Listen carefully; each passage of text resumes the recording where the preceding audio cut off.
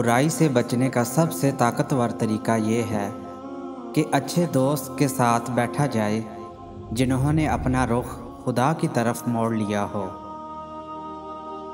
अगर मेरा इल्म मुझे इंसान से मोहब्बत करना नहीं सिखाता तो एक जाहिल मुझसे 1000 दर्जा बेहतर है।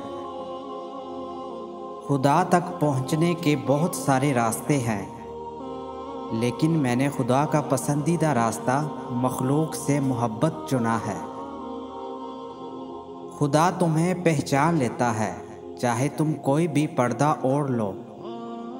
जो तुम नहीं कहते वो उसे भी सुनता है।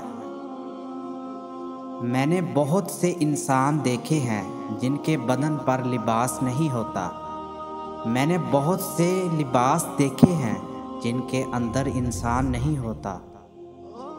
इंसान को खुदा ने बेहतरीन सांचे में डालकर पैदा किया है। जन्नती और जहन्नमी वो बाद में बनाता है। बर्दाश्त के कानों से सुनो, रहम की आँखों से देखो और मोहब्बत की ज़बान से बात करो।